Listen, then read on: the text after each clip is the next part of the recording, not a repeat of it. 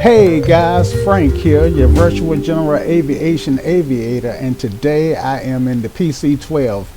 I am in the Coronado version of the PC-12, which is the first PC-12 that I flown.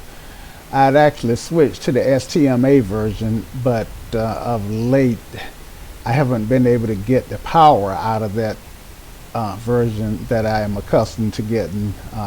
So back in the PC-12 version.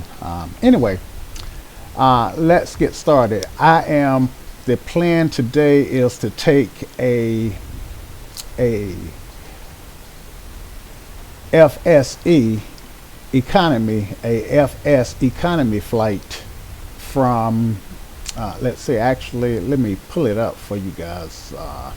Let's pull that over. Just give me a second here.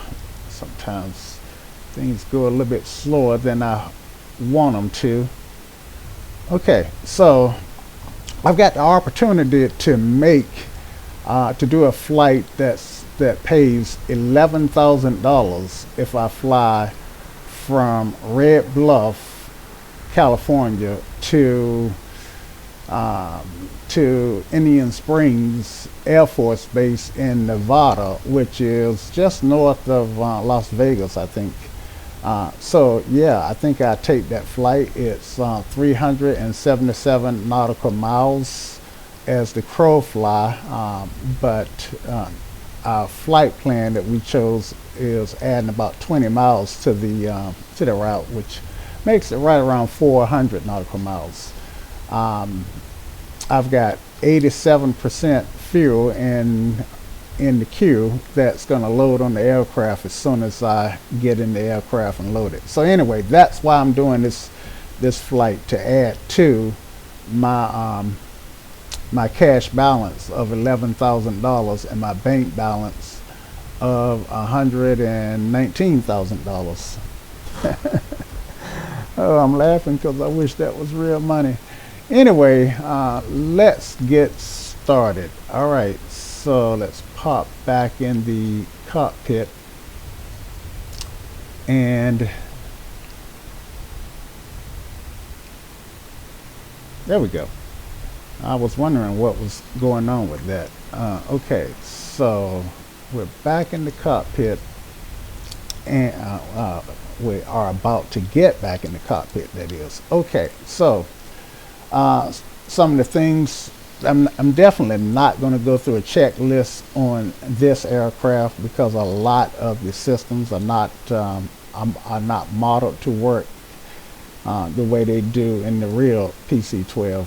So we just go with what we know. All right, so let's go ahead and open up FSEconomy in our chat list and get logged into their server. So I'm waiting on this guy to log in. Click it again. There we go. So I'm waiting on it to log in, and it says, yeah, give me that hourglass, which I did expect. And it says I am now logged in.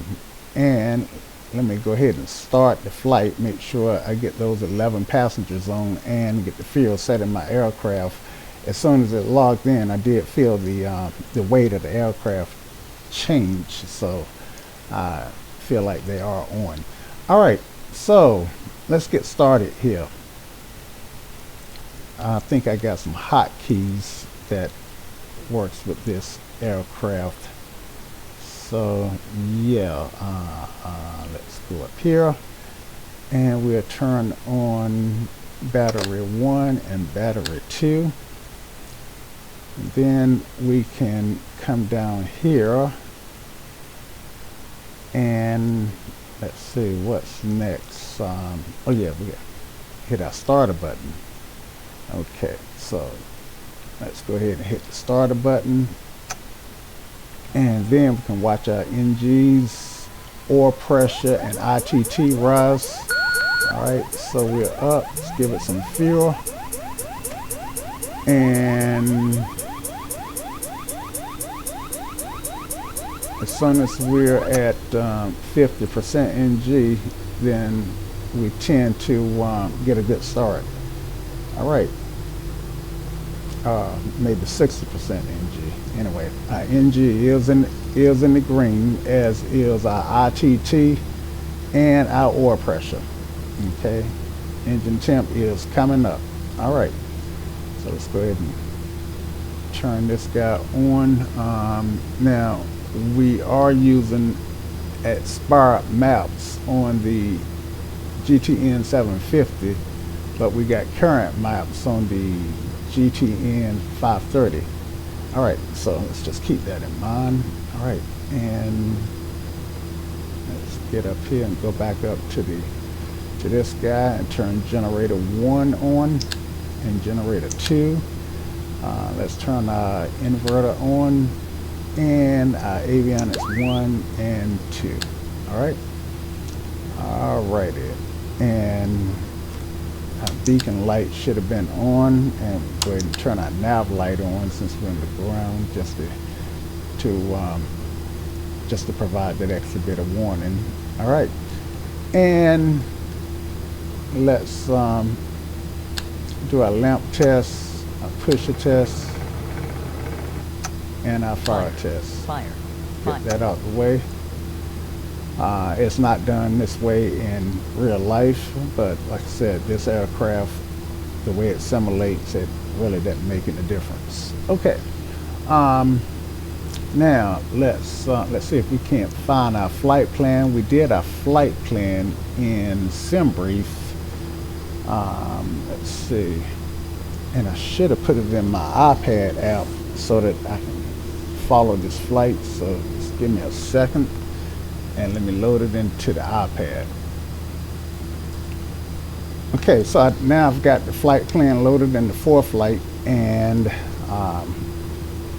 I can pull it up here. So the plan is to fly from Red Bluff and cross this mountain range. We'll take a turn to the southeast at Reno and come on down to the Coaldale VOR, a Vortac.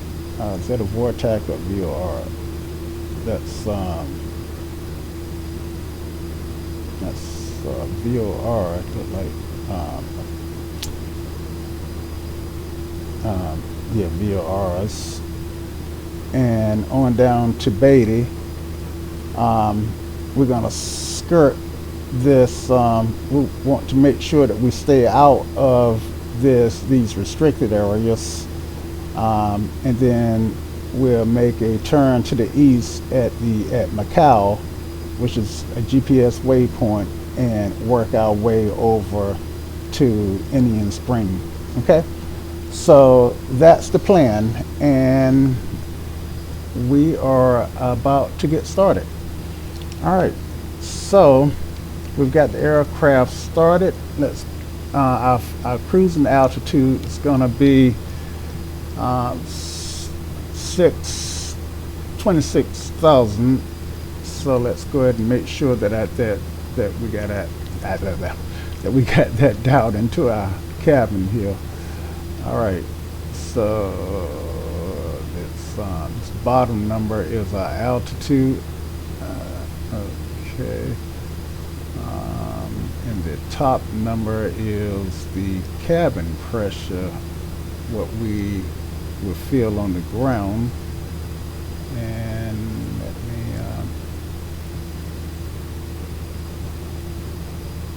just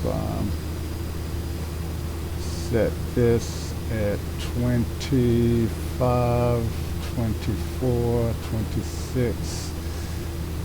So that's gonna put our cabin pressure somewhere around 10,000 feet, but we'll actually be 26,000 in the air. So yeah, and Yeah, so we should wind up here with the little hand about here and the big hand about here somewhere. All right. So let's see. Let's get our environmental control system turned on. Our EPS. Let's get that on, and our EFOS. Let's set that to composite. And that's just the configuration I like to keep this aircraft in. This will be a IFR flight, but we'll go ahead and set our initial altitude for 7,500. I'm sorry, 8,000 on our initial climb out. And let's go ahead and test this guy. Okay, that tested okay. And let's test this guy. And I don't know what kind of test that was, but we'll take it. All right, and let's go ahead and reset our fuel. Let's see. Yeah, that definitely needs to be reset. Okay. All right. And fuel quantities look good, and we are ready to taxi. Now, I'm just not going to do ATC. I promise you guys that I'm going to start doing, I'm either going to resubscribe to Pilot Edge and do some Pilot Edge flights, which I can do because I can look at my charts, I know exactly where to tune to talk to who, and I know that somebody's going to be on all channels. With VATSIM, I always get confused as to who I'm talking to and when I should talk to that person. So anyway, that is what it is.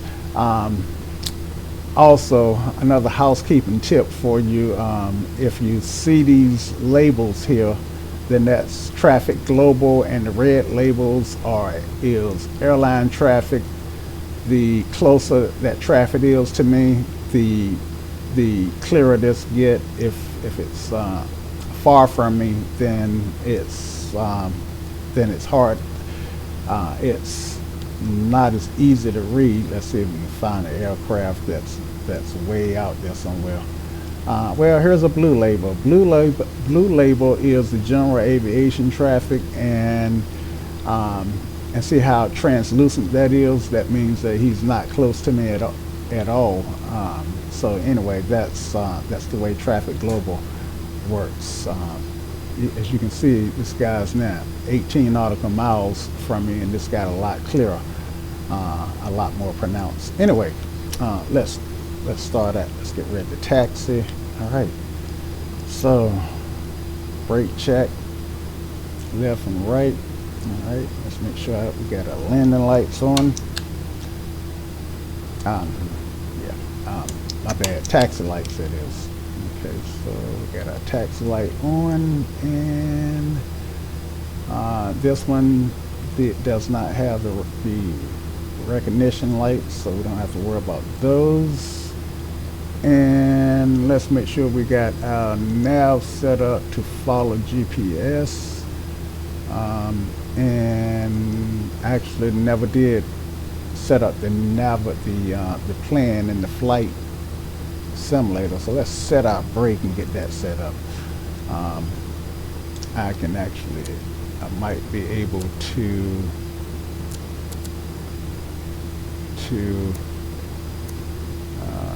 let's see, flight plan, active flight plan.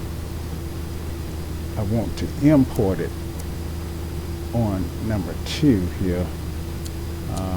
If I can remember how that's done. Let's see, flight plan, active flight plan, menu, activate, save, delete. Let's delete that one, the one we got in there. And now, what I want to do is load one. Let's see, I'm trying to remember how to get to the load screen.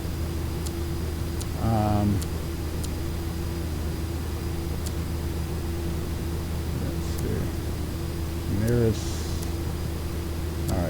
so menu activate. Nope, that's not it.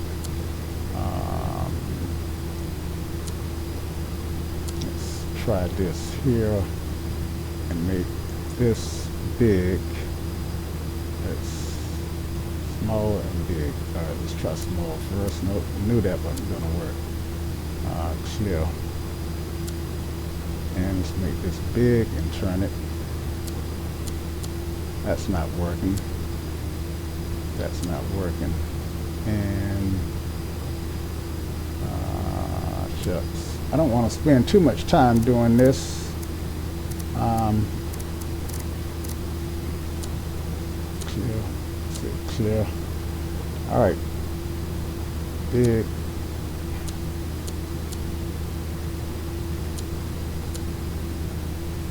I guess you guys who work with the G530 all the time know exactly what I'm doing wrong.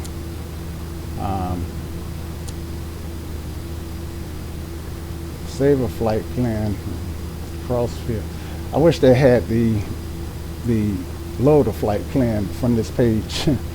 Okay, clear.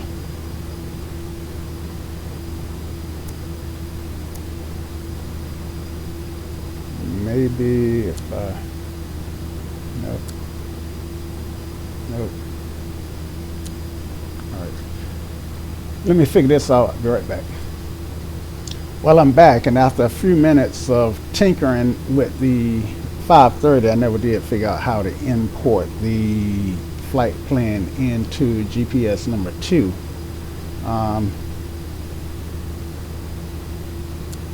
And I hate to give up, but give up I am. And I'm back at it.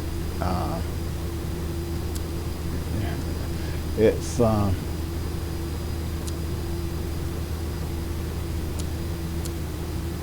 normally I never have memorized the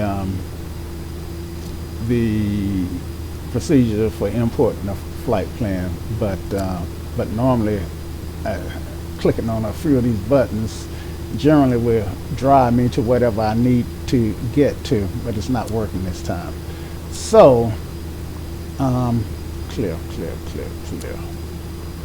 and it's not even entering the airport that I'm at.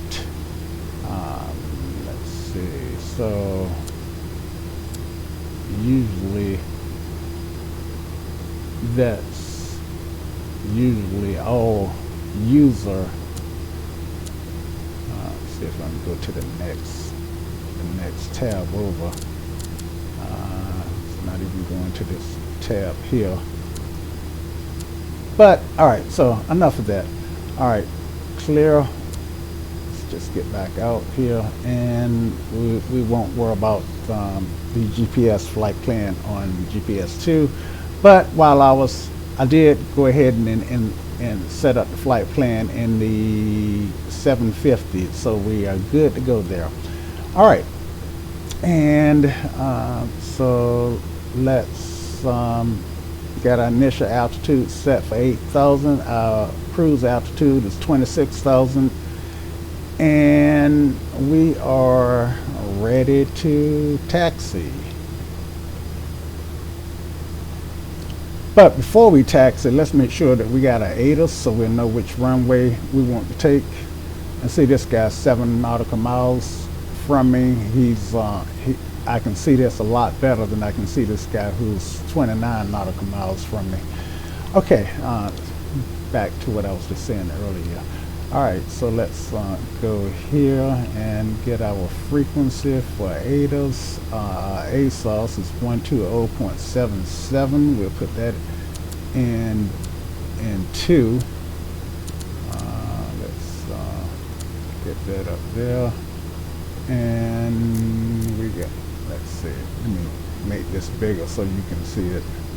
Because even I'm straining to see it. 120 and 77. Okay. And flip that in.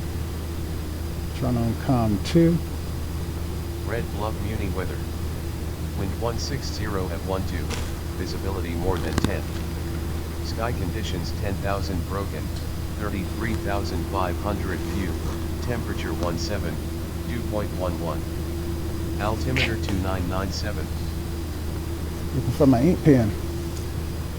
160 at something, 29997, 2997. Red Bluff Muni weather. Wind 160 at 12, visibility more than 10.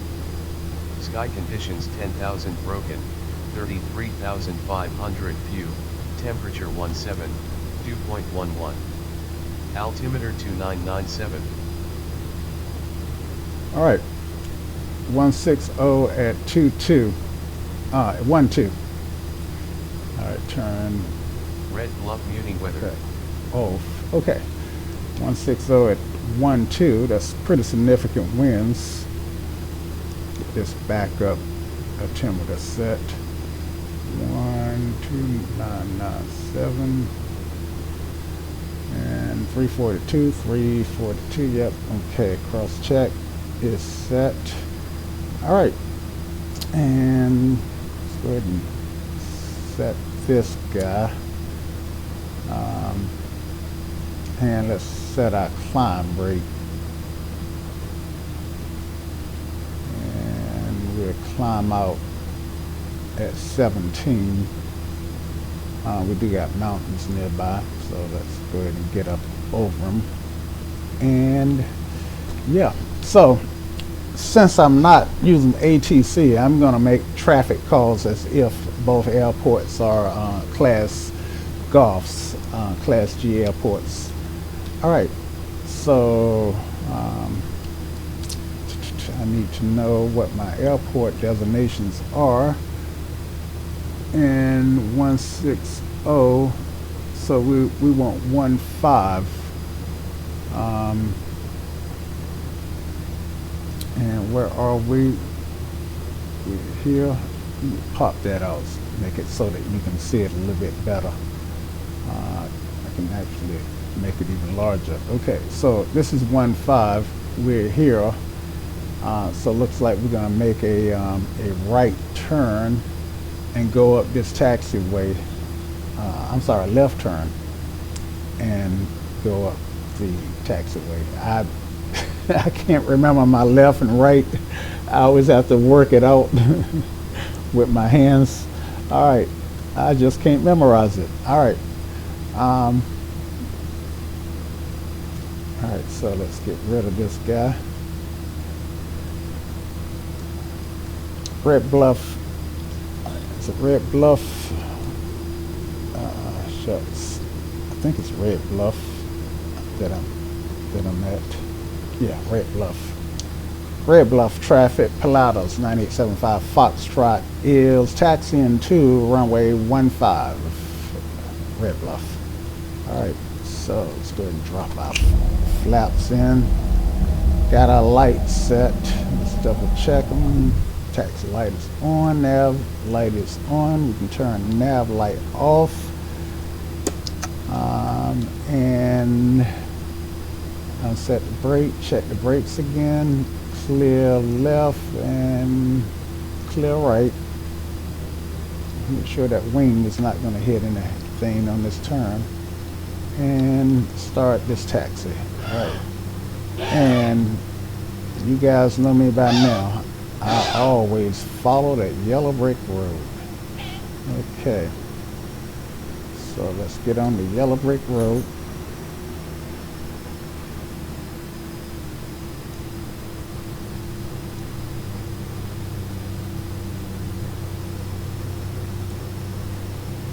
And go to the, actually, since I turn around, it's like I'm going to the right.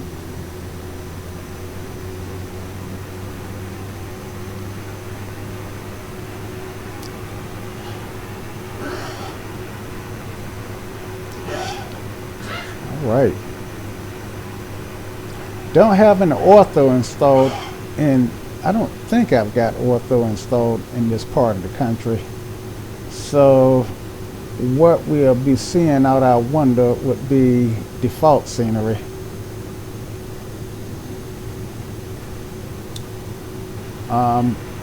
X-Plane is working on its next generation flight sim. For me, it too would be a day one purchase. I hope I am not as disappointed with its next generation as I was with Microsoft Flight Sim 2020. But the good news is I'm hearing that they're going to release it this year, approaching runway 15, which I thought it would be a year or two before they released it. All right, so let's clear and don't see anything landing. And actually the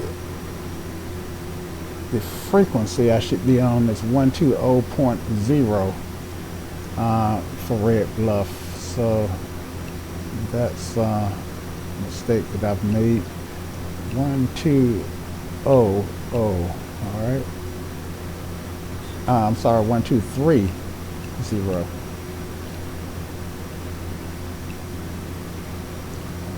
Backspace. 1230. All right, so let's dial that in. Double check. That's and double check again. Make sure nothing is coming. I got the flaps set for takeoff and condition level. All right. Make this call. Red Bluff traffic, Pilatus 97.5 Foxtrot is taking off runway 15, departing to the approaching runway 15, southeast Red Bluff. Okay. So condition level, go to 4. Gives us more power. Strobe lights can come on.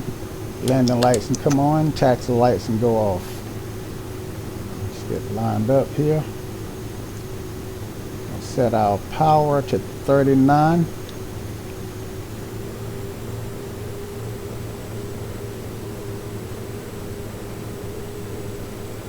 Release the brakes and our takeoff roll has begun. All right, we're going to rotate at 80. Tap the brake and lift the gear up. Okay, airspeed is alive. Let's track the middle of the runway. 80, rotate. Positive rate. Tap the brake and gear up. Still got 15 degrees of flaps in.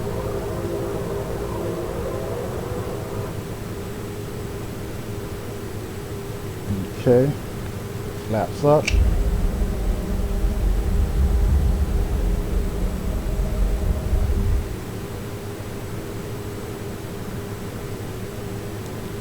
Dial that climb rate up to about 1700. Set our yaw damper can come on.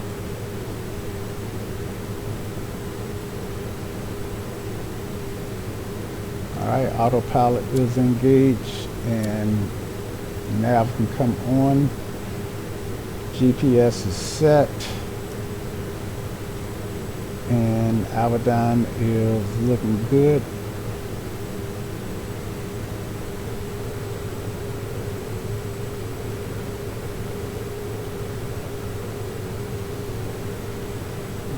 We put it on the terrain awareness. And oxygen is on. All right. Glad we caught the oxygen because I completely missed that. All right.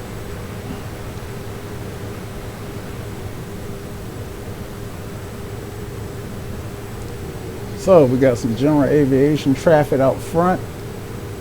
If I start getting too much traffic, the labels start to get too distracting, I would turn the labels off.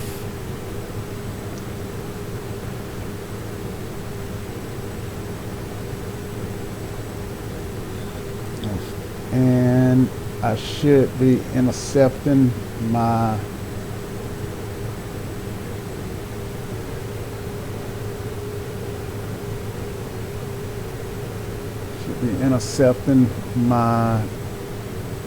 flight path any second. Yep, I started that turn for the interception. Alright, so we are climbing to 8,000.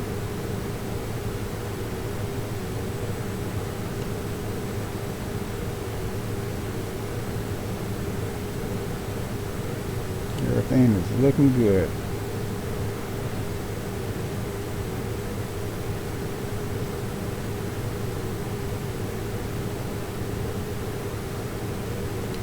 Alright, climb power for this aircraft is 30, I think it's 36.9.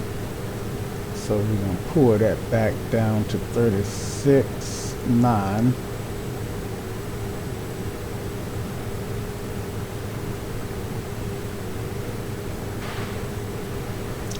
And turbulence, great deal of turbulence.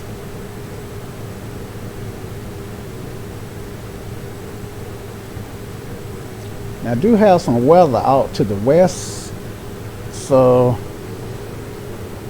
it's a good thing that we did get out of the area when we did. As you can see, that weather is moving in, and thank God for that weather, because California definitely needed it. They, of course, as you know, they have been dealing with drought and forest fires, and maybe this weather will finally drench those forest fires. All right, so let's go ahead and climb on up to 18.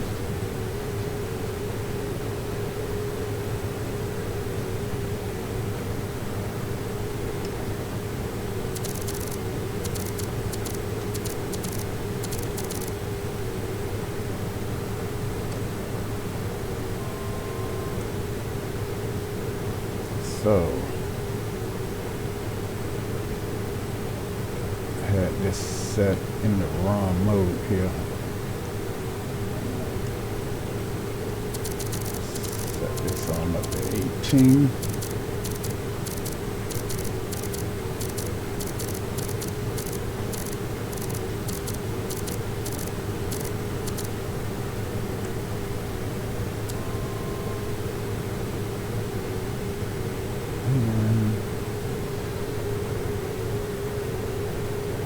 Can't see what my climb rate is without physically hitting the button. I got the alpha yoke, so a lot of the stuff I can do on the alpha. Alright, so we'll set this at 16, and we'll go ahead and go to indicated airspeed, because we don't really want to get any slower than we are at. Alright, and go ahead and add some power back.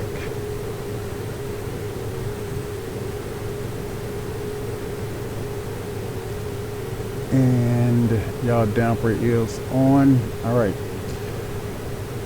gear is up, ECS is auto,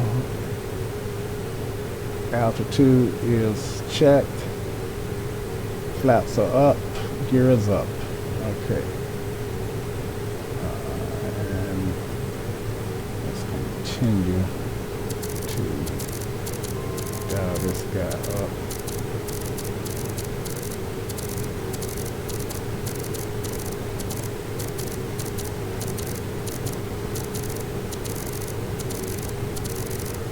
Might be quicker if I just use the mouse rather than the yoke.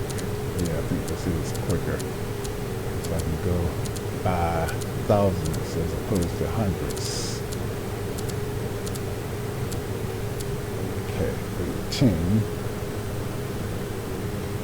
And I got traffic. This traffic is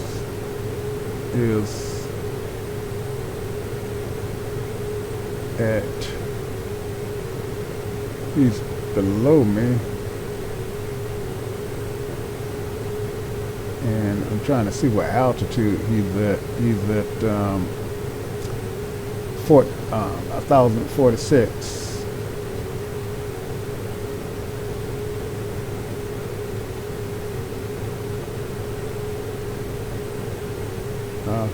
No, he's at 8,500, so he's no factor.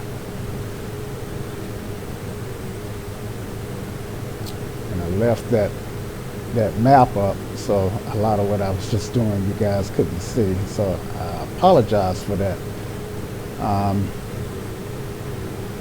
Hate when I do that, because when I do that I can't readily undo it. Alright.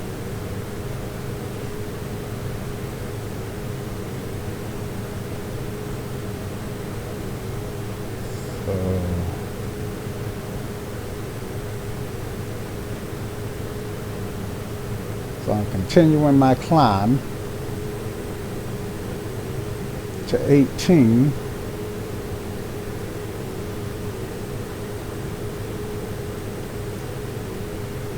Adding climb power as we go.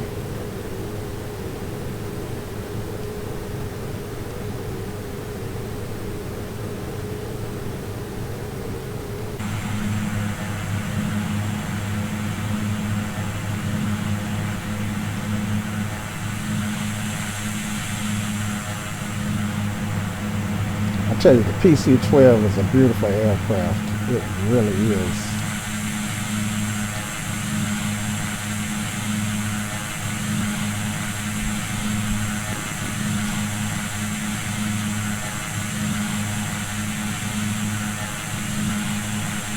All right, so we are getting there.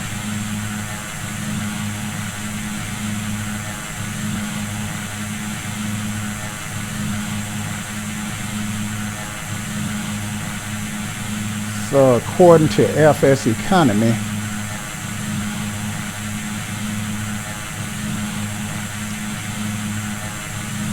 trying to pull that over.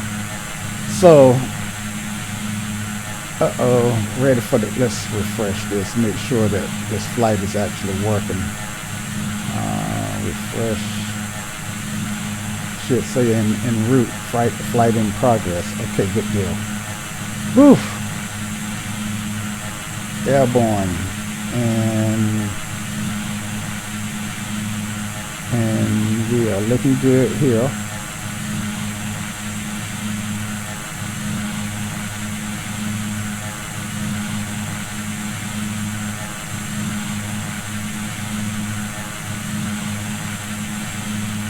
And so we got that up altitude. Let's go back to our cockpit.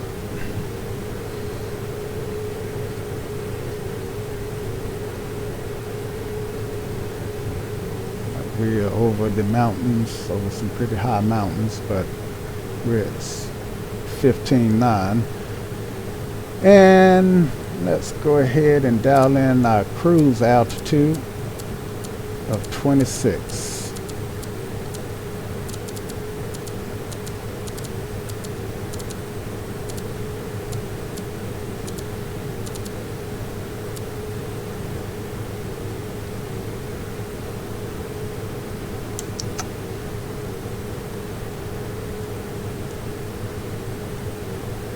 Alright, so taxi and landing lights are off, wing and nav lights are off, strobe and beacon is on, and let's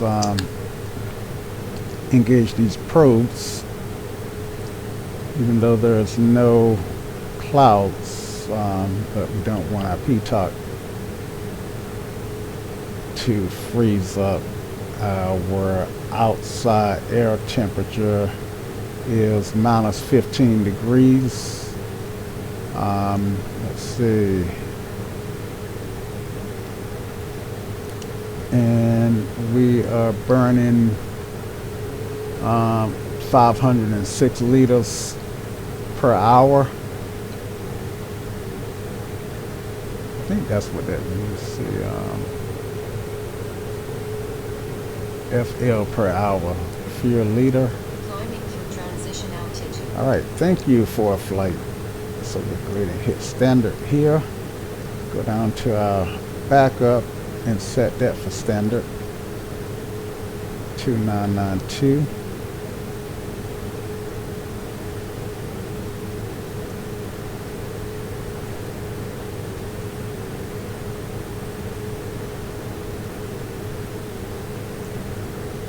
And we're still doing about 1,100 feet per minute. And sorry about the dog. He's got some sort of respiratory illness, and he's been hacking like that. None of the medicines seem to be helping resolve that at the moment.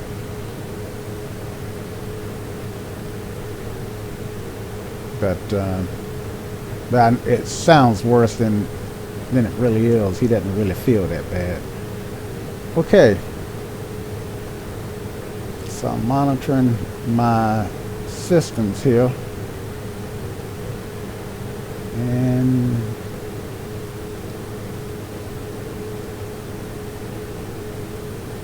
take in some scenery.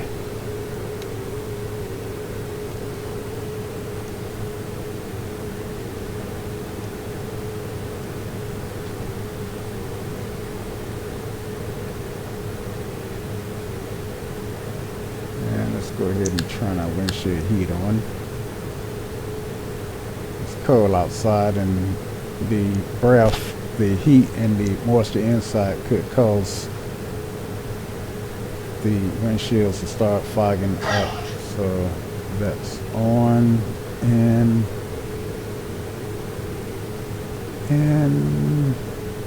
we've got about 6,000 miles feet to go before we reach cruise. All right.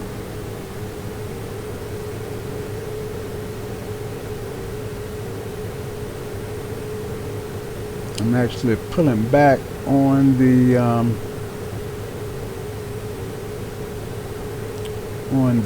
throttle.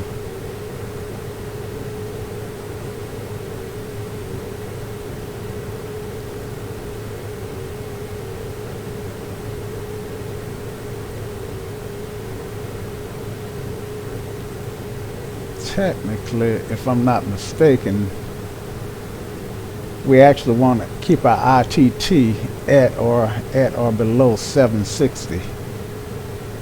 Of course, we want to keep it in the green, and which is 760. So let's put it back. So at this point, we're ITT limited on the power setting.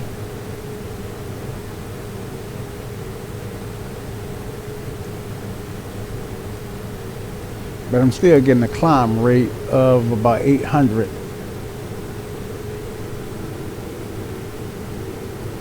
And this is the difference between what I'm not liking about the STMA version, because the STMA version has been tweaked so that it will climb at this rate with the throttles wide open. And as you can see, let's see if we can get this guy out of my way. As you can see, I got my throttle pulled back so that I get to control what the oh man, my ITT went way up probably when I pulled it back, but anyway, I get to control the 760 is what I want on the ITT.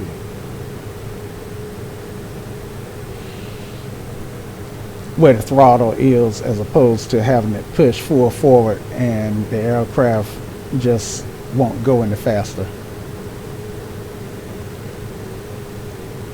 All right.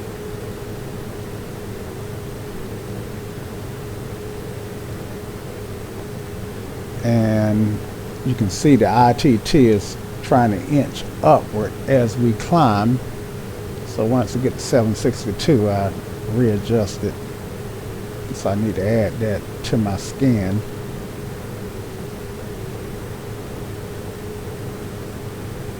And yes, it is a turboprop. I mean, it is a propeller-driven aircraft, and the air is thin, so it's gonna struggle to get up to altitude. Well, it's not struggling. It's just, you know, I can't climb at 15 to 16 feet per minute like I would be able to in a jet. But she will eventually get up to altitude.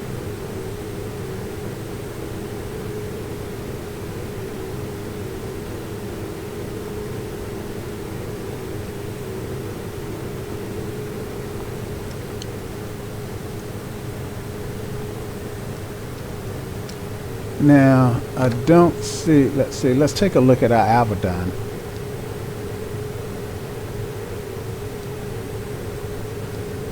So, terrain data not available. Let's go back to map.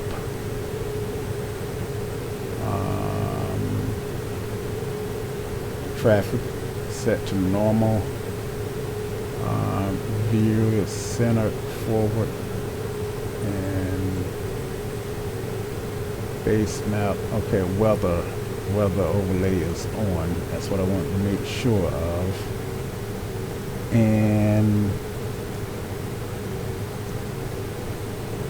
let's see, what do we get here? We get some waypoints. And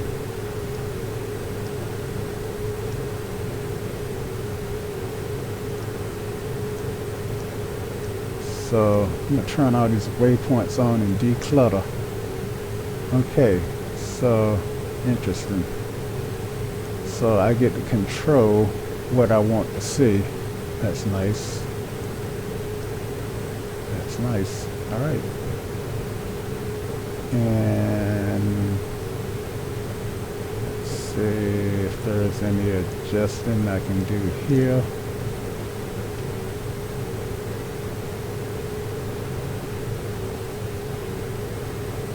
I don't see any soft keys. Okay, so I can turn the azimuth lines on. Guess I'll leave them on. Why not?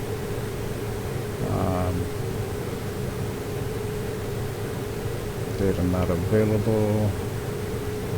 Interesting. I can't see the nearest airports.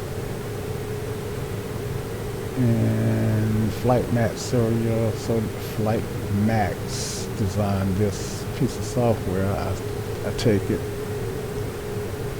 And nav data is way out of date, but what do you expect? All right, radar. I think that's what I was looking at on somebody else's video. And there is no radar to be seen, so I do have both terrain awareness and radar available, which is pretty cool. All right, so let's go back to radar one more time, and well, the weather on soft key only works with the map. Okay, all right. Then brightness. Okay, so enough of that. Just wanted to play around with it. See this crab angle I've got. So I definitely got some winds that's apparently pushing me from, let's see, north is here. Let's see, let's change it so that the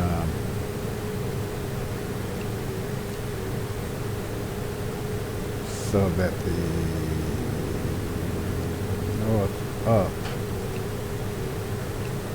turn north up off for a minute. And then back. I want the north to be up, right? So I'm north up on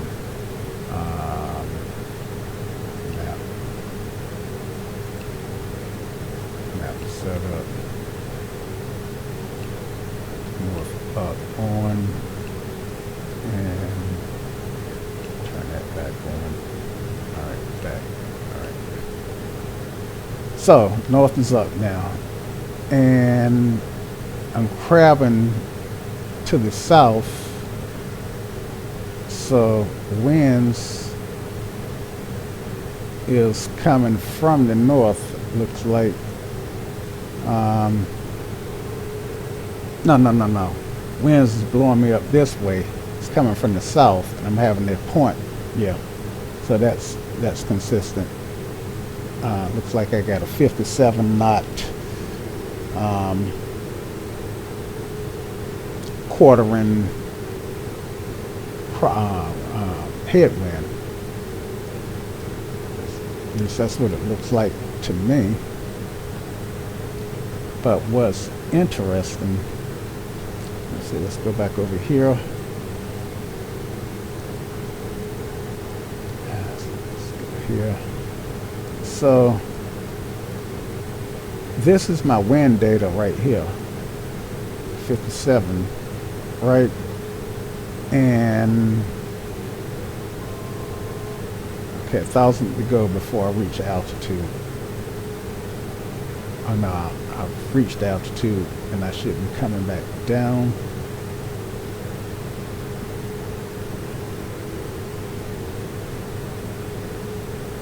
Why am I still climbing?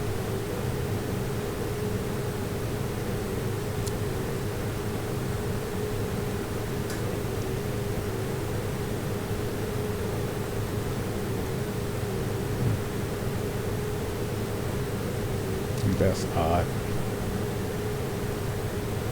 AP is still on, so still vertical altitude. I'm going. Why am I still climbing?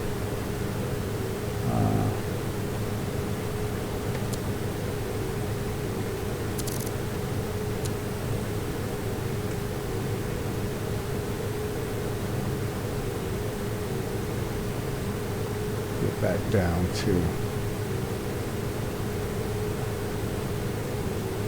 26. Actually, it's giving some opportunity to build up some speed.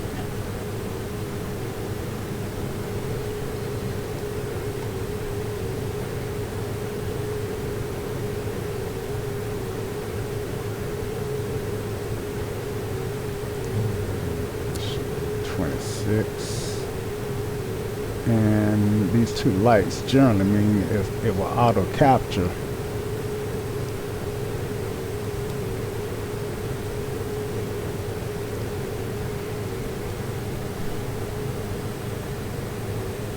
I'm gonna see if it auto captures. It should. I should get a tone now, but I didn't get it, so it may not. Okay, did get my tone. Usually I get it a little bit sooner. Yeah, it's auto capturing now. So I don't know why it didn't auto capture the first time, but that's why I'm in the pilot seat to catch those things, in the captain's seat, catch those things and to correct them. All right. So I was talking about the autopilot, and what was it about the autopilot that I was saying? I was talking about the wind,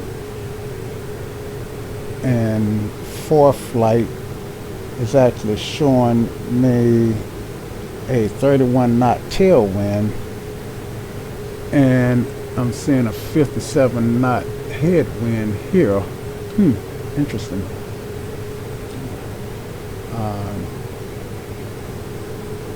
So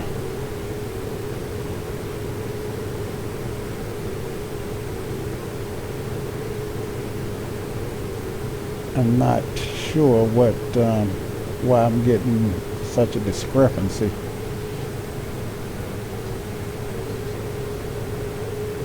Or it may be that this is track up. And let me turn the north up back off and see if that changes anything.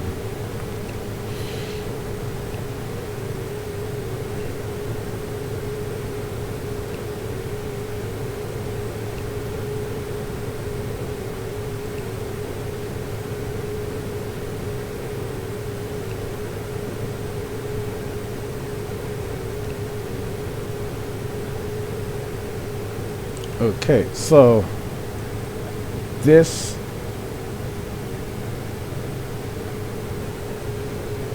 wind direction is not tied to the map. So this must be track up. Actually, it would be tied to this compass rose, right? No? Actually, yeah.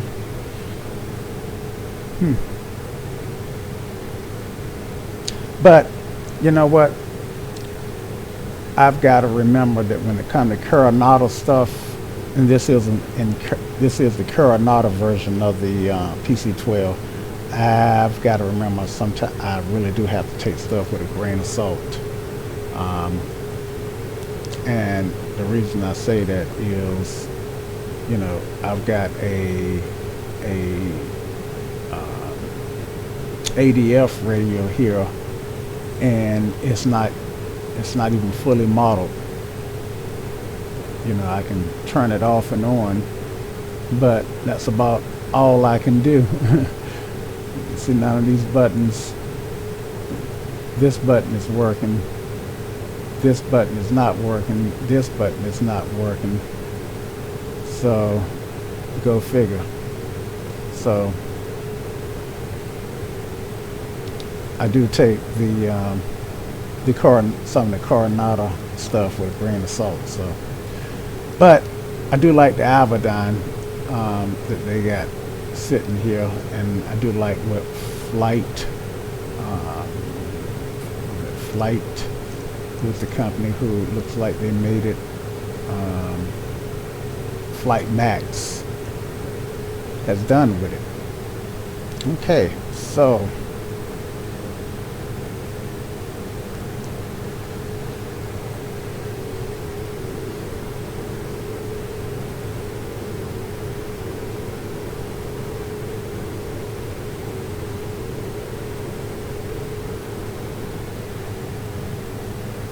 just a quick look at the route. So we are closing in on our next waypoint. That waypoint is 19 nautical miles away.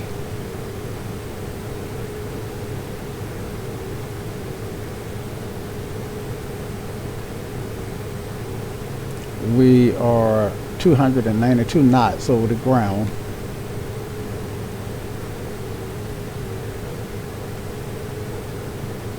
And we are 4 minutes from that waypoint.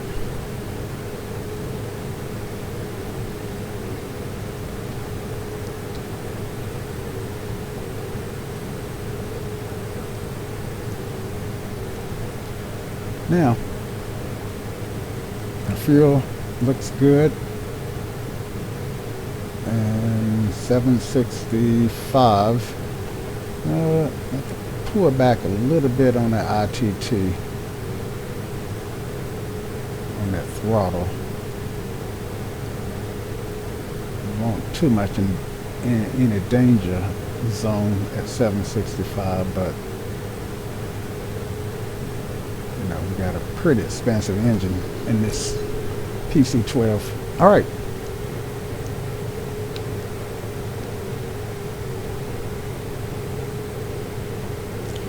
Let's see what the outside temperature is in Fahrenheit. Negative 16.3.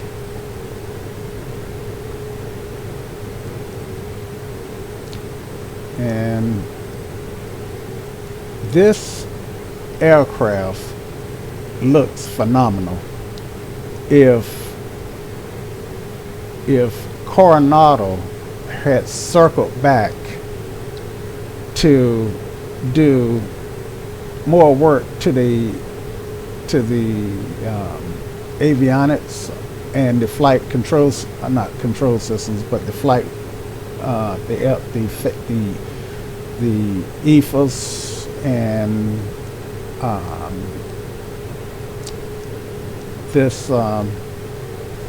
the test, made it more realistic.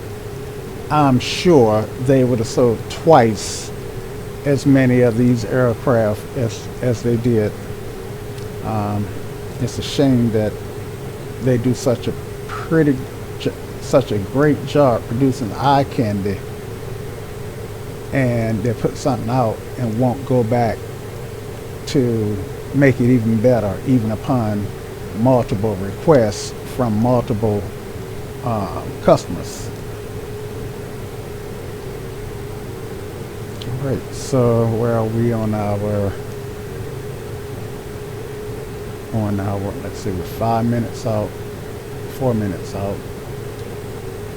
No, 4 nautical miles out and 1 minute out from this turn.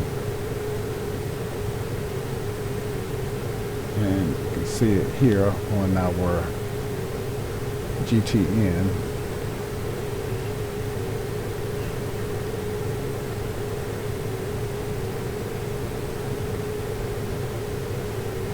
Less than a mile.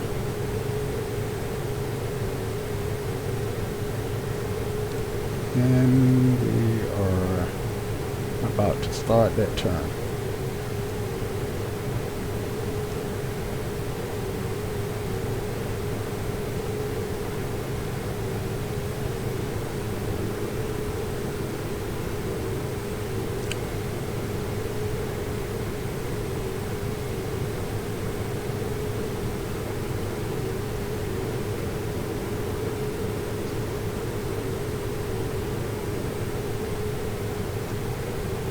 Should have a mountain range out to our right side.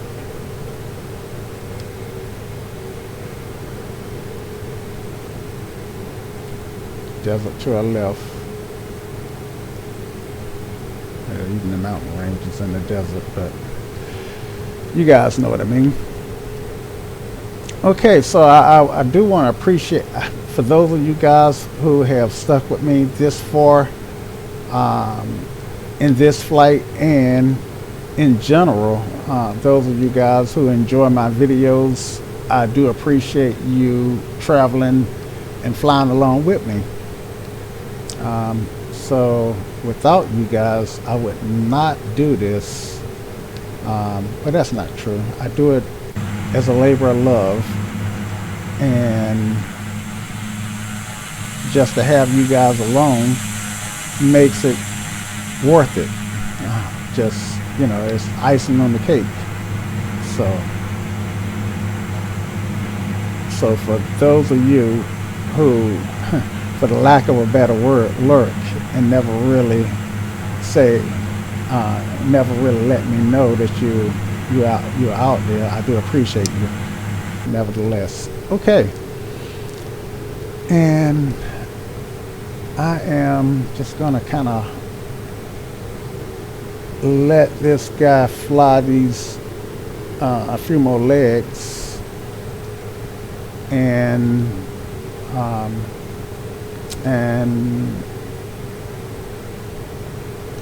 let you guys kind of enjoy the scenery.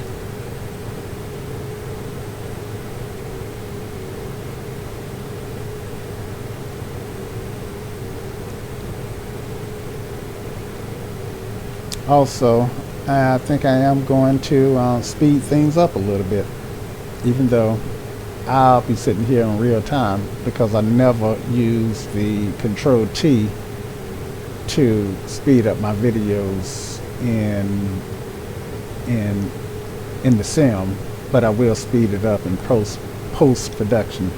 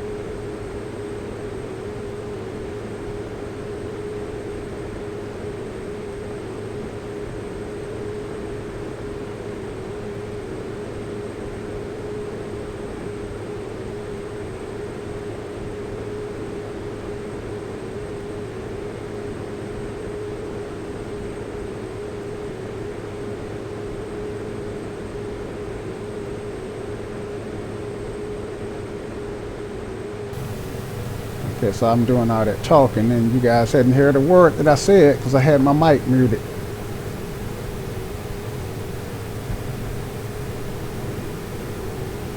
Also got a mute button here that I never use.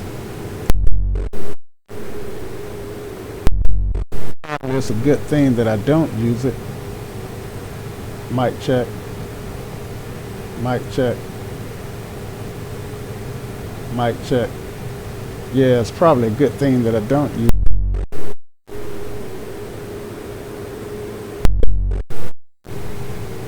Because if I did, I'd probably forget to turn it on.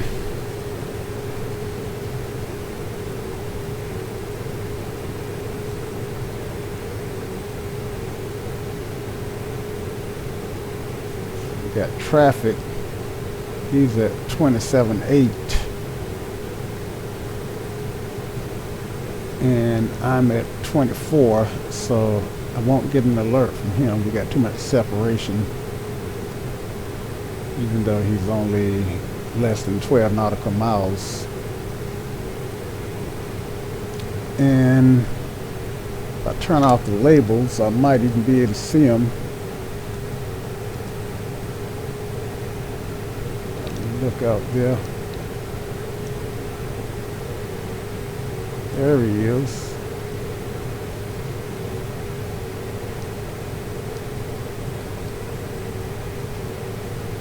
And should be showing up on the other side any second. There he is. Behind there he is. And get the labels back on. 7 nautical miles. Cool.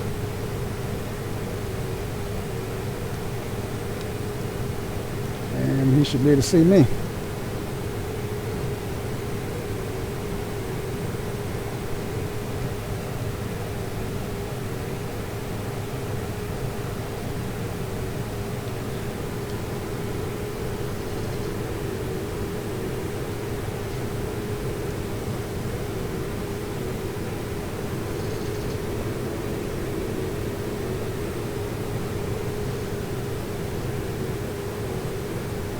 So earlier I was saying that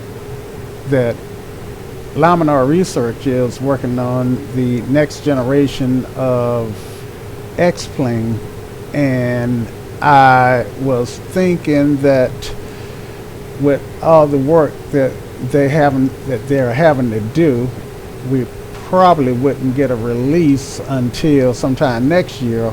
But Austin Myers, the founder of Laminar Research, maker of X-plane, has said that he intends to release, at least preview, X-plane this year. I suspect that it might be at some sort of convention or something, some sort of fly-in. I don't know what the next one is going to be, but I've been patiently awaiting the next version. Hopefully, I expect for it to be buggy, and I probably will run the beta if a beta is available, along with the stable version of X-plane 11.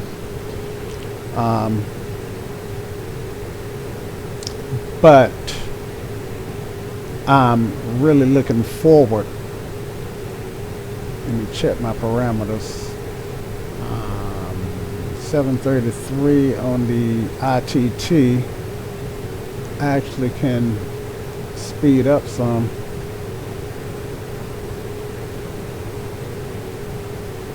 Let's get this up to about 760 on the ITT. I don't want to overspeed the aircraft. Okay, so yeah, I want, let's see, let me get my moving map back up. I do want to, I am patiently awaiting the next generation. To be honest with you, kind of impatiently waiting for it. Even though I got Microsoft Flight Simulator 2020, you probably have noticed that I don't fly it very often. It's just it's beautiful. It's a gorgeous flight sim, but it's just too many bugs in it. I started out trying to fly the TBM 930, and it took about 8 months before I could actually complete a flight in there, because it had so many bugs in it that it took them 8 months to get the TBM 930, the default, to the point where it would fly without crashing. And when I say crash, I mean the aircraft would crash. So, and personally, I thought it was really important to have the default aircraft work correctly, even before the payware aircraft. Most people would experience the default aircraft before they would buy the payware aircraft, and that's just where I was at. The other reason that I really never invested in Microsoft Flight Simulator is because I do have an investment in X-Plane. I've got I've got basically most of the popular general aviation aircraft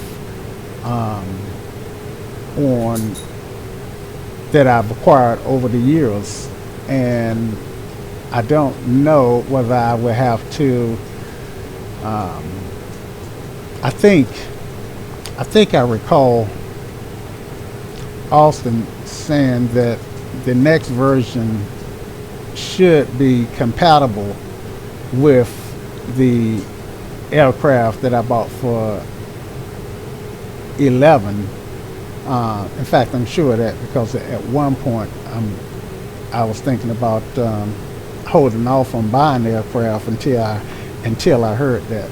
So about 500 feet before my transition altitude. Of course, ForeFlight will let me know as soon as I get there.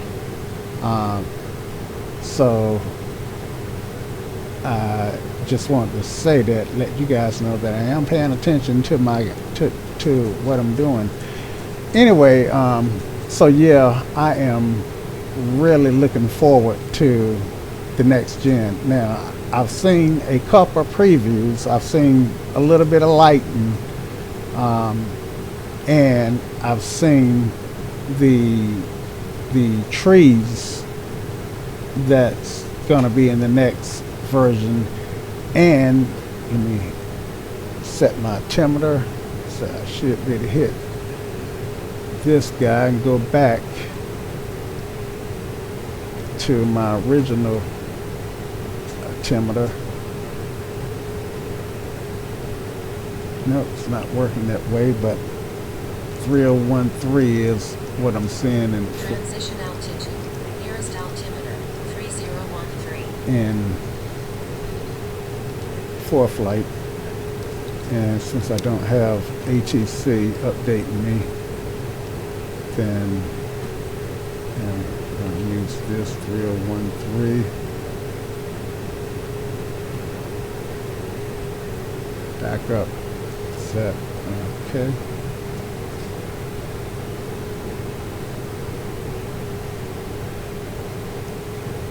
And it should be about 10,000 above. So what I am going to do is I'm going to arrest my descent a little bit, and we'll make it 400 feet.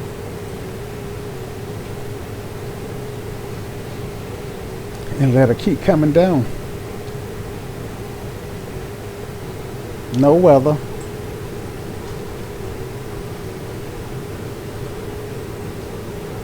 To speak of.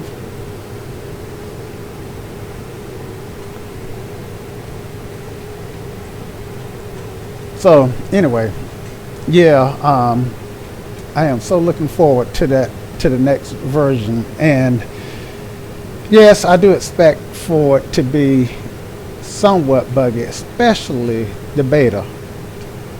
And the beta may run as it may run for almost a year before it becomes stable. We'll see.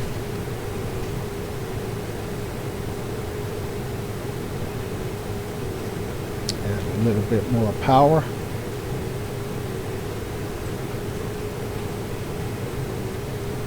So that we can keep our speed up. And while I am coming down, I am going to take a quick break.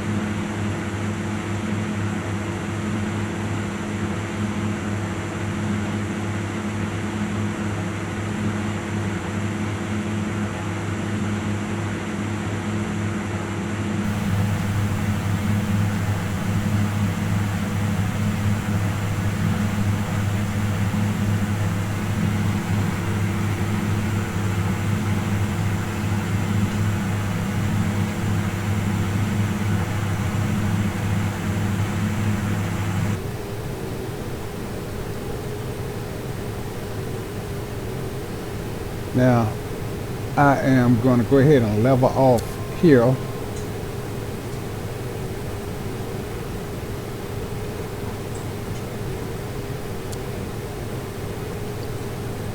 $15.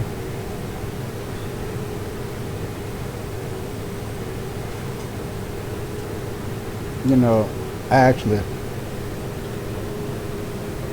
think I was flying at 26 and I'm going east. East is odd. I actually had the wrong altitude. Eat some peanuts.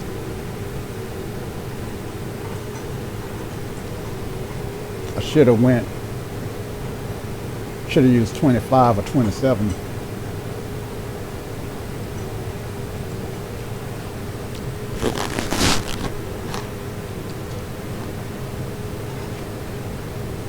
As you can see, I got some weather out to my east. Thank God it's not a factor. And out west they need weather, so that's actually a good thing.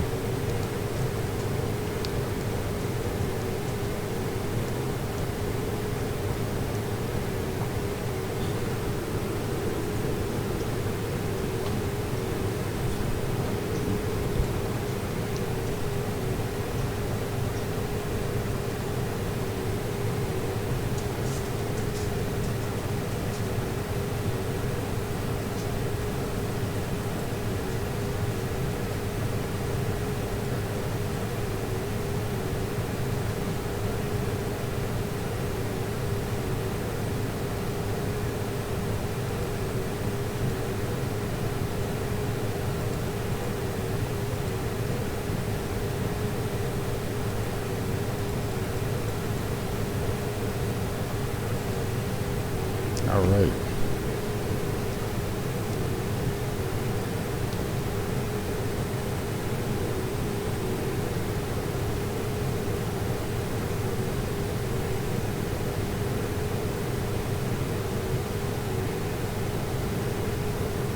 So we 48.7 nautical miles from Beatty,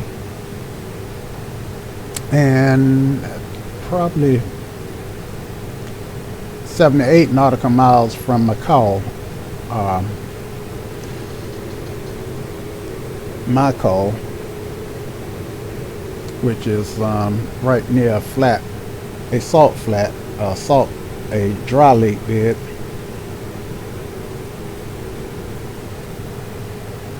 And let's see if we can see that dry lake bed on the map here.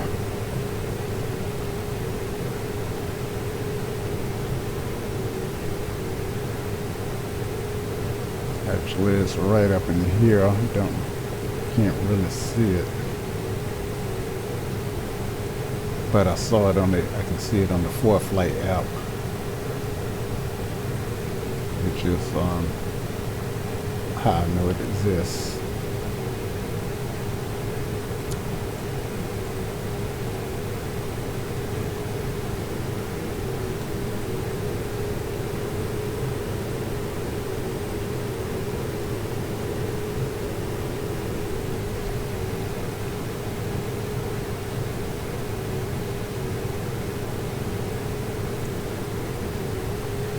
All right. Normally I don't do flights this long, especially in aircraft that's so slow, but on this flight I get to earn about probably after I pay for my gas, landing fees, and whatever all the other stuff that I have to pay for, I probably ought to earn about $8,000 to $9,000, which is significant, and that puts me back toward Southern Cal, where it's really easy to find pretty good fares. One thing that I thought I might do is work my way back towards the East Coast in this aircraft at some point. What I'm hoping to find is a flight that would take me east 400 to 600 miles that's really profitable. And if I could get that, then I could keep working my way east. Let's see, I've got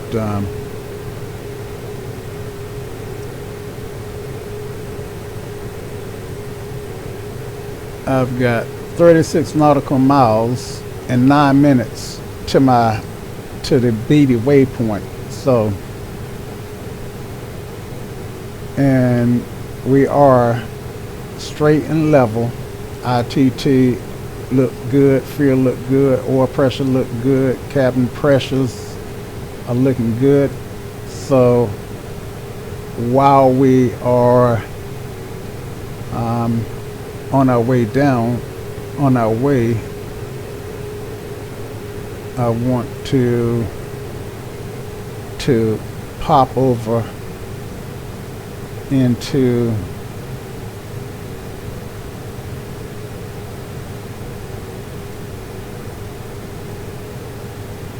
bear with me, into this guy here, and let's see, and let you see what I'm talking about when I say look for assignments that will get me east. Our destination is going to be Indian Springs Air Force Base, and once we get there, then if we click on Baron and Alpha and sort them, then I see that I've got, check this out. I've got an 8-passenger corporate jet hire that would take me 800 nautical miles to the east to Kansas, right? Because I do want to go east. Or I can go, well, I can't carry 58 passengers, so I can't take this assignment. But yeah, this assignment, if nobody grabs it, is good for only 2 hours. Yeah. So that won't be one that I'm gonna do. But this is the kind of fare that I'm looking for to get me east. Now, the Coronado version of the PC-12 is stable enough where I might just gas up and take it anyway, and fly and go get some dinner. Because I do want to work my way back towards my home airport, and although in most of my videos you see me in Raleigh, Durham, for the sake of this video, for the sake of the PC-12, the home airport is Charlotte, which I may change that and go ahead and make it RDU, just to be completely consistent. All right, so anyway, the plan at the very moment is to get this flight that I'm doing done. So that's my major, that's my immediate goal. All right, so we've crossed Beatty. No, we haven't.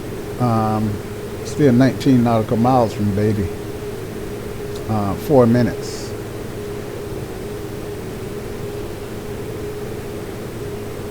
And there's nothing There's nothing really, how shall I say, noteworthy about crossing Beatty, except for I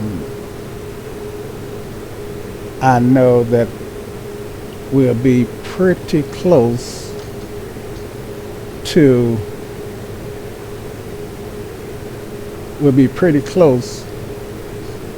the restricted areas. In fact, looking at flight, look like I am pretty much paralleling restricted areas now. So this is restricted area 4807A, and yeah, so once I get to Beatty, then I will turn toward McCall,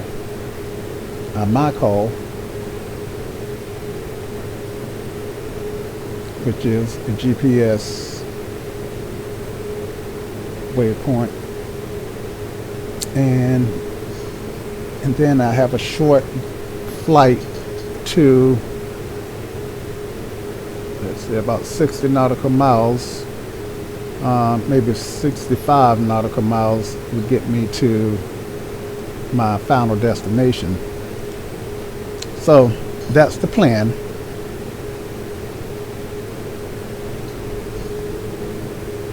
And that's my story, and I'm sticking to it.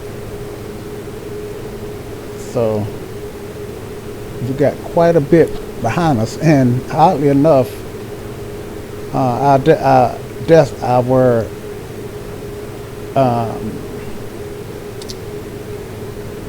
airport that we flew from is still VFR, with weather pretty much all around it. So that's interesting.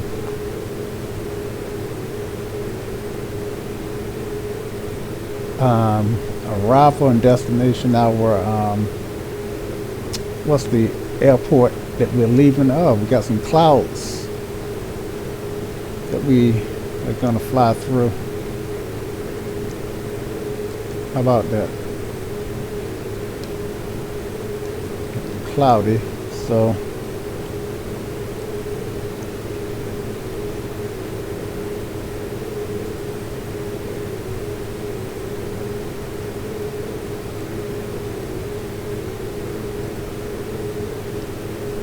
the winds at 26 at about 25 is 234 at 33 knots, and 234, let's see, 23, that's about right, 32 knots. So this is consistent with what I'm seeing. So that definitely give us a quartering headwind.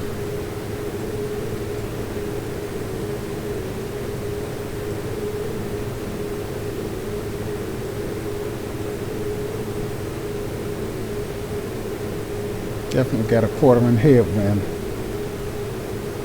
Now we're finally reaching Beatty and making our turn to McCall. McCall is only 31 nautical miles from us, so shouldn't take us that long to close that distance. 7 minutes basically. I see some general aviation label out front, and you know that could break the immersion a little bit, because in real life I wouldn't see these labels, but in real life I would be able to see an aircraft within probably 3 miles, and sitting here, a lot of times I just can't see that aircraft. I would literally have to be about this close up in the windshield to be able to see it. So I figure one thing wash out the other. Now you'll notice that as I get closer to this aircraft, and I've said this before, this will get clearer and clearer, or the right will get darker and darker.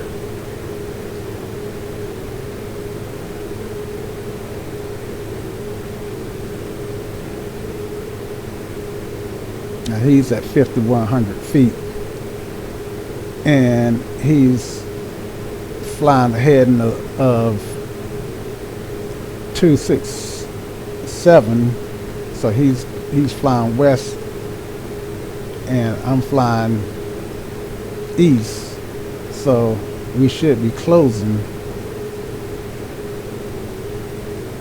I'm flying 123. I think it's 123. What is my back? 119. And so I'm flying towards him, and he's flying towards me. I think I can actually see him now. No, not yet. And as we go up under my column, then I know I won't see him.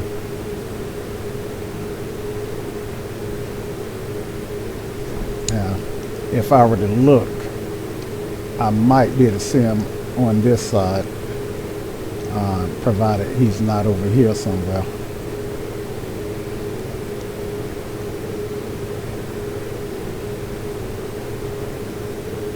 But that's an X-plane trick.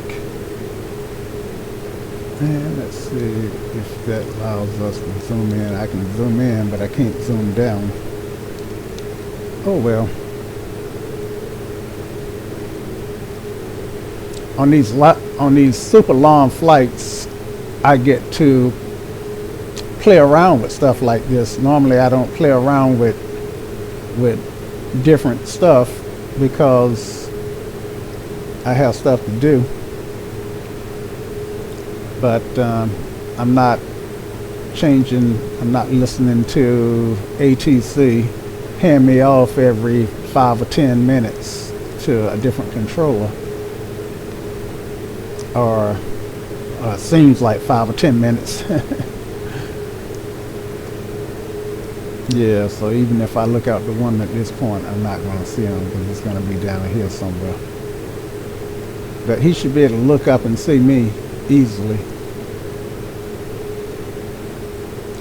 All right.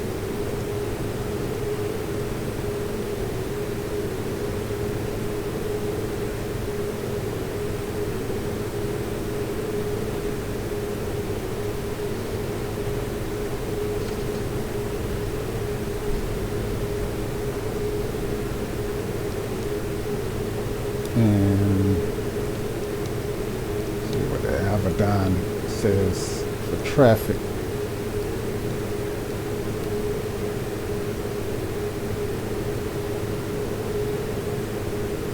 Traffic is normal, so I got normal on and off, and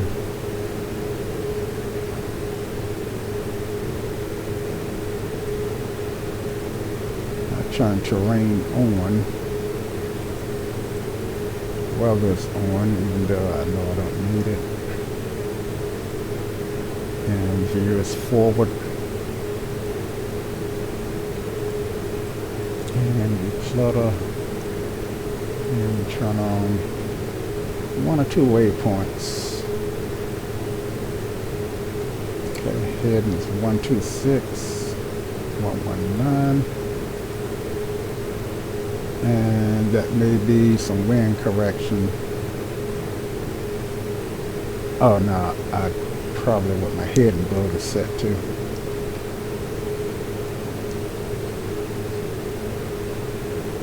No. But let's set our head and boat to our flight direction. This one doesn't have the snap to feature. Again, this is Coronado. And look like 126 is what our actual is where our nose is pointed, and with the wind correction we're flying 119. Okay, I can see that right here.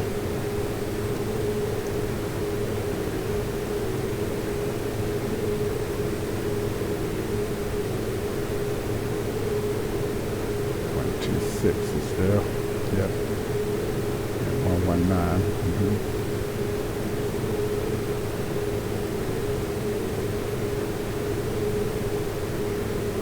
All right. So look like we're making our turn towards our final destination.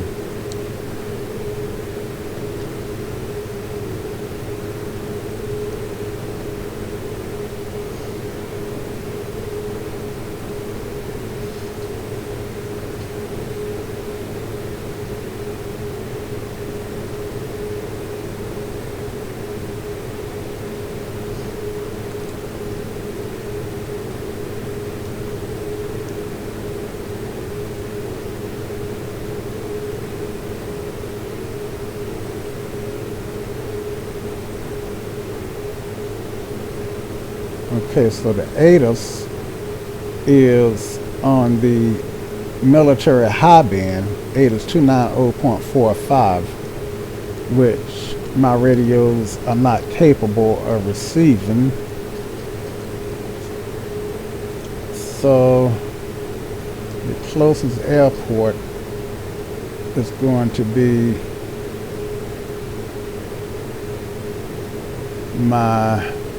it's going to be, I think, Henderson. What airport is this? Las Vegas North, which has an ATIS of 118.05, which I may or may not be able to tune into.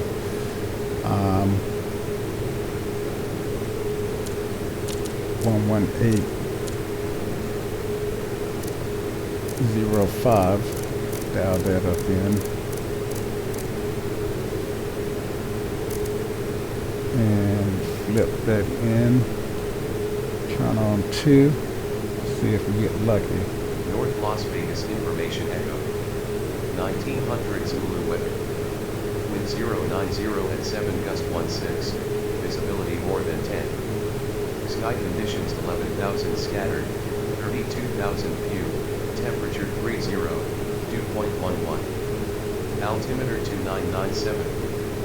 Arriving runway 25, departing runway 25.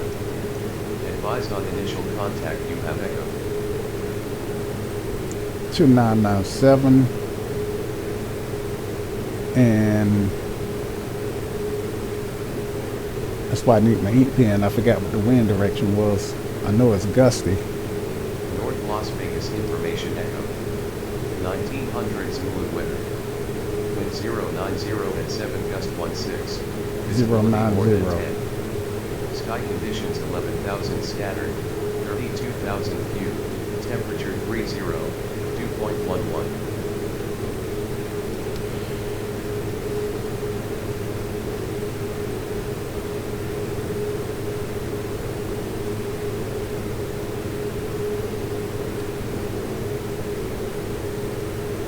Right.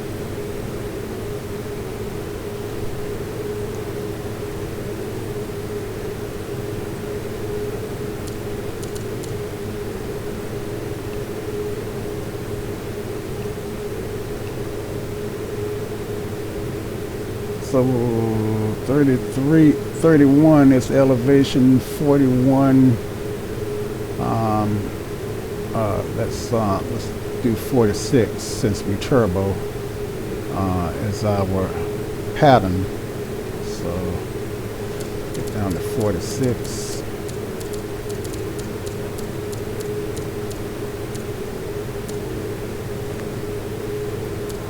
And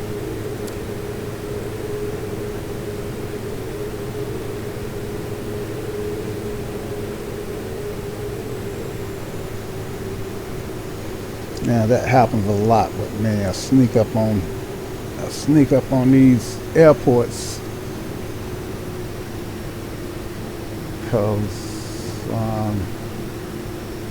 I'm 11 nautical miles from it.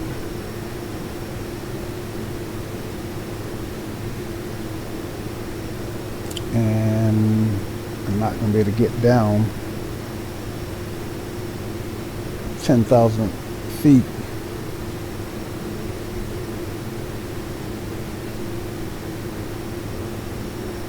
So let's vector ourselves.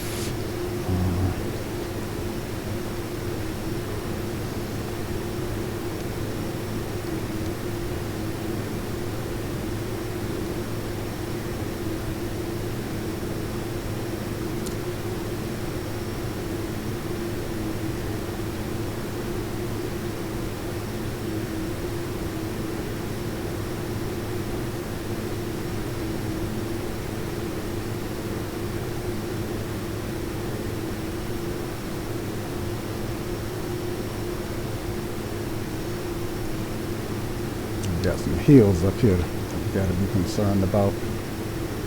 Yeah.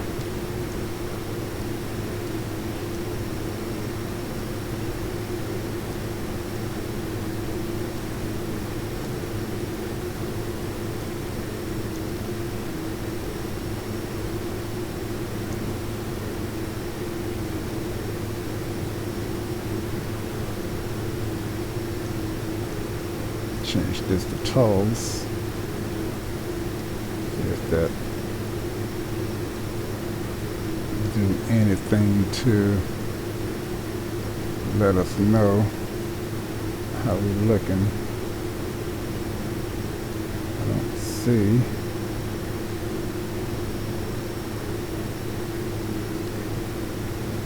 Okay, and let's send that head and bug back to the west.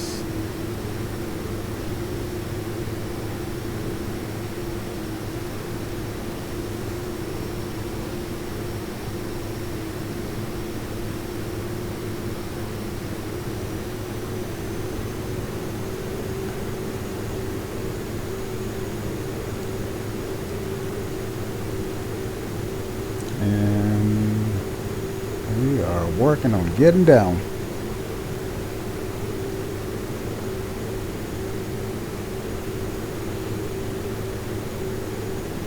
Bit back to the east here. Heading 240.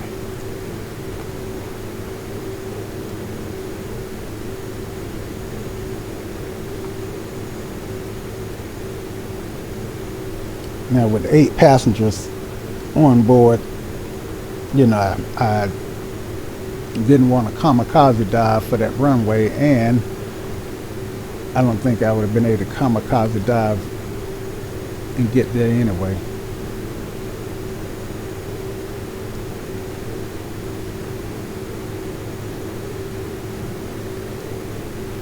Surprised there's nothing showing up on my terrain.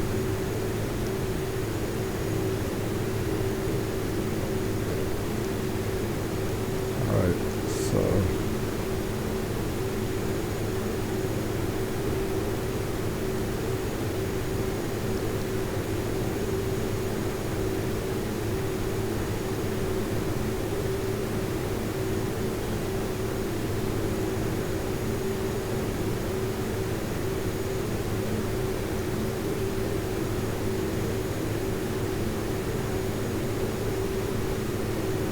incidentally, this entire flight has been in X-Plane's OpenGL. For some reason, Vulcan, I can get Vulcan to load, but sometimes it's just problematic.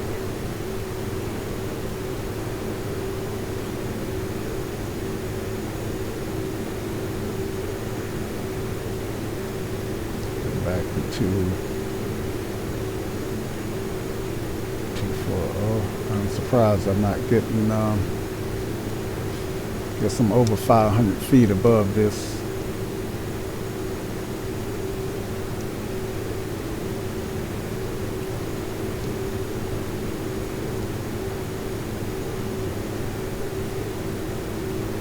Let's look at our map.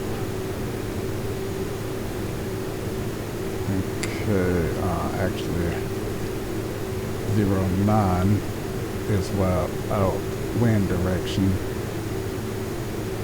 We got runway 08 and 13, so definitely want 08. Back. Just gonna be a straight in.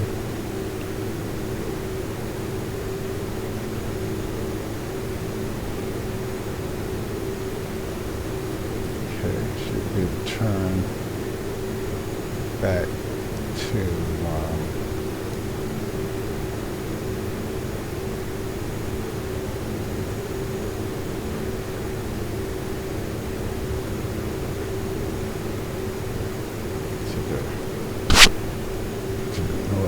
northeast.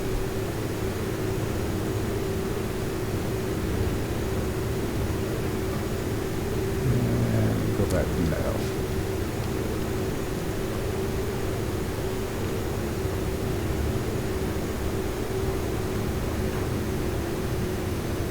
Slow down so I can make this turn a little bit tighter.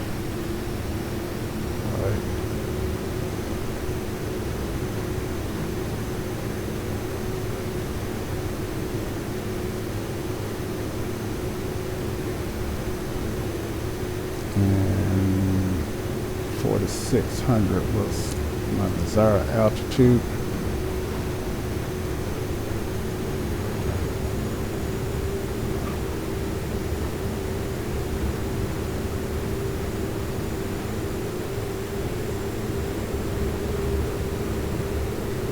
Alright, so we're going to hand fly it in.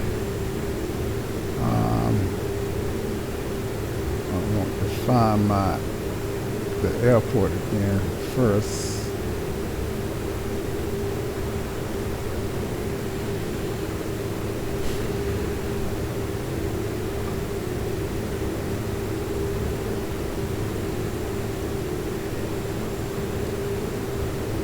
So I am 16 nautical miles away from it. And give me time to tune into it to that ain't what I want to do, but that's fine. I want to get the waypoint information. And frequency and tower is 118.3. Ground is ground is also 118.3.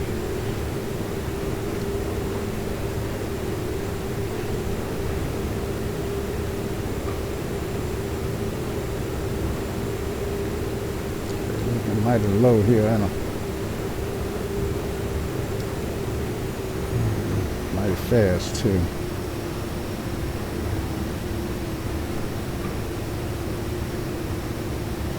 Okay, should level off about right here. Nope, not leveling, didn't catch. Alright, so it's my aircraft.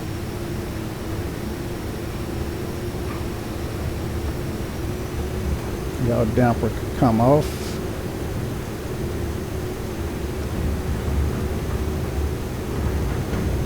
Landing lights can go on.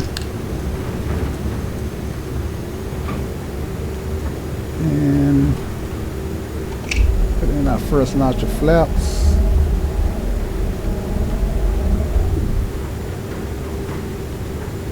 And labels are distracting, so let's turn those off. Let's see what we got up there first. Okay, he's in cruise.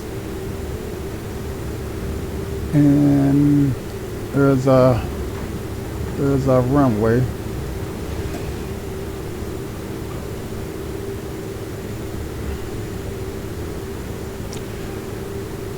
And Creech Air Force Base, Pilatus 9875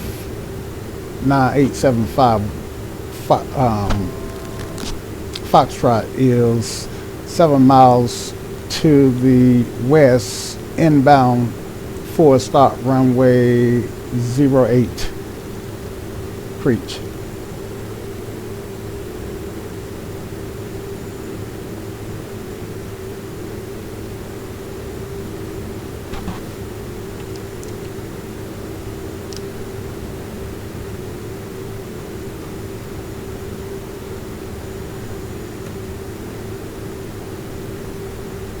Alright, so landing gear can come out.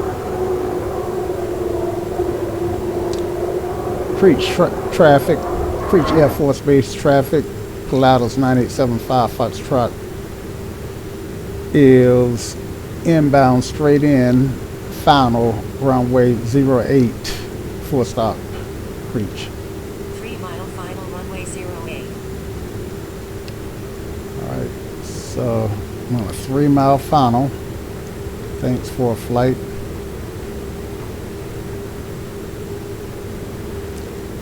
And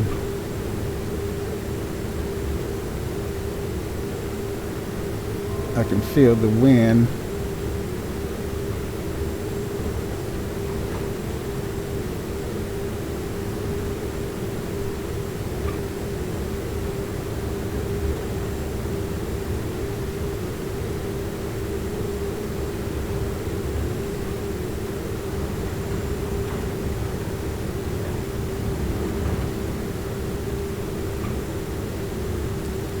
We're getting there, slowly but surely.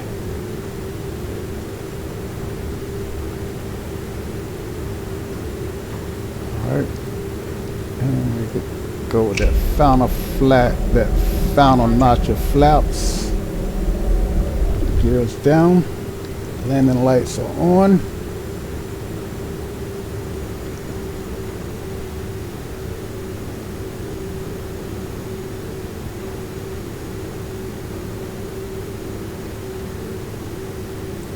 Crab it in there a little bit.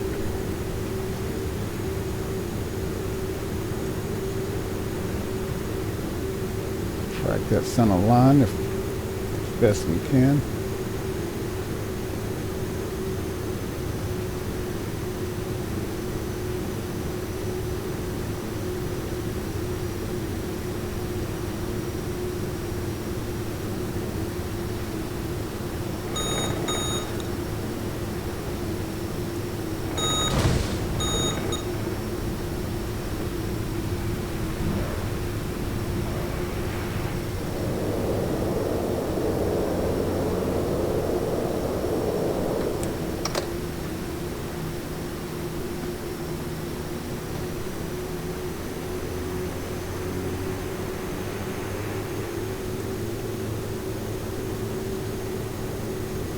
All right.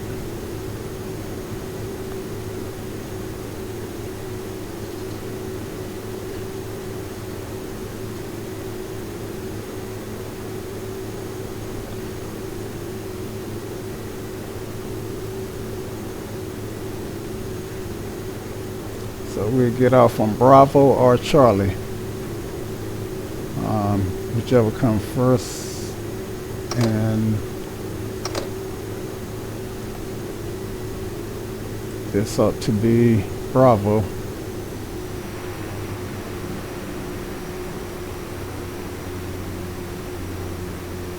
Now this is going to be, I'm not sure what this is going to be.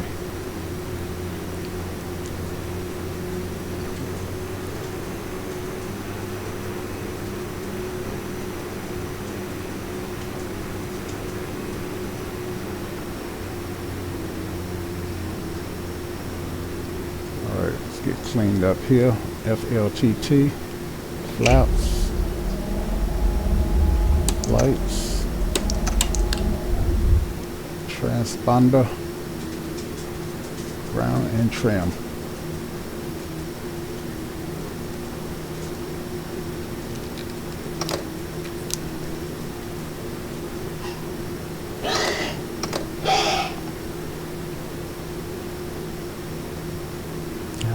So since we park and let these guys off, and we should be almost $10,000 richer, at least $8,000 richer.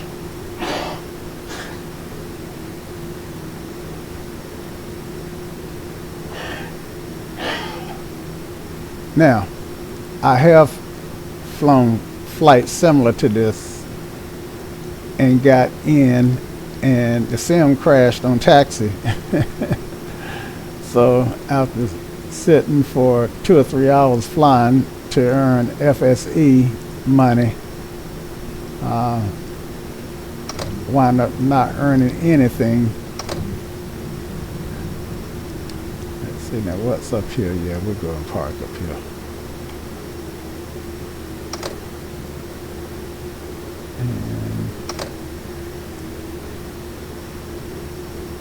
And it says my trim is not set correctly.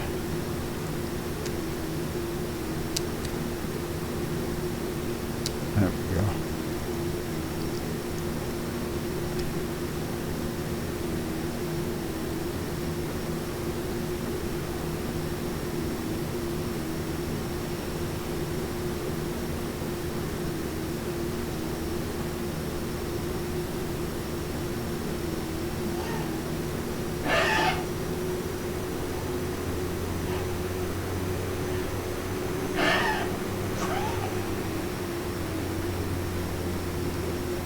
All right, let's set our brakes.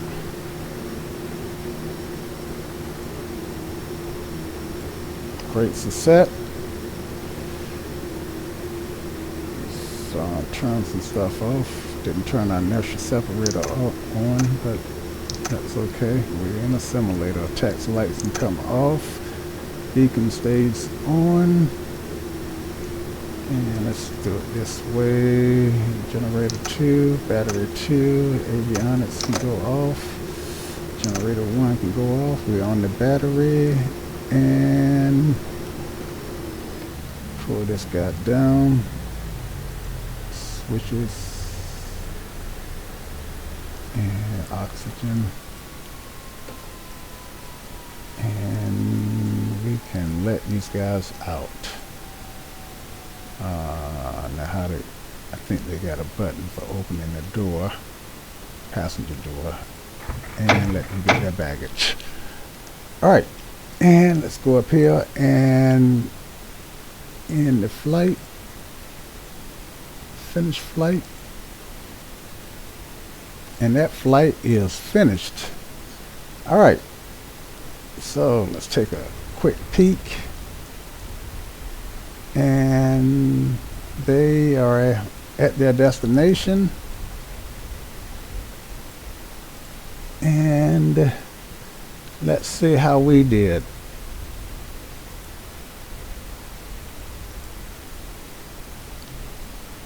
Okay, so we're at 11.5 and lock.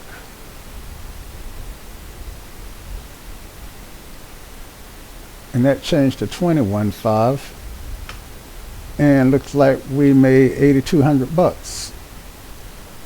Okay, so actually we made more because since we own the aircraft, this rental fee get refunded to us. So the only thing that we are paying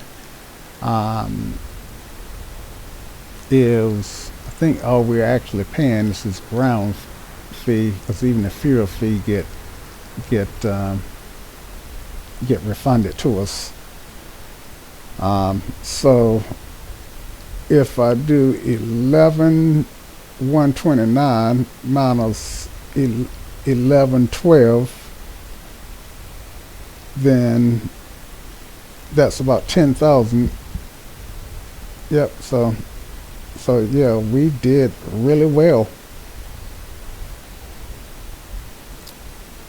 And if I go to, let's see, I think there may be a place where I can see exactly how much was deposited.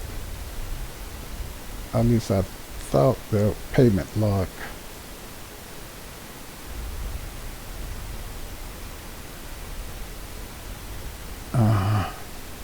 So yeah, well, this is what we got paid, 11,000 minus this this 556.45. Now is that being deducted twice or once? Hopefully once. That's kind of misleading. Well, it's been deducted twice, because that's how they came up with the 1190.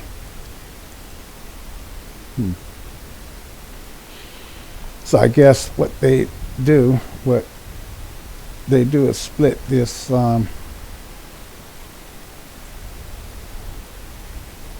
split this 11,112 up among the FBO and the and some other, the FBO and the shoot, it was the FBO and what? FBO and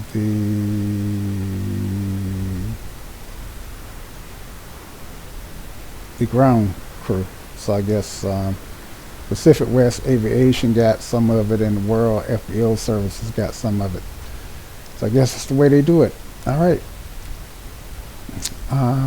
Yep. So anyway, guys, that's gonna do it for this flight. I hope you enjoyed it. I enjoyed it, and if you actually watched the entire flight, then leave me a comment. Let me know.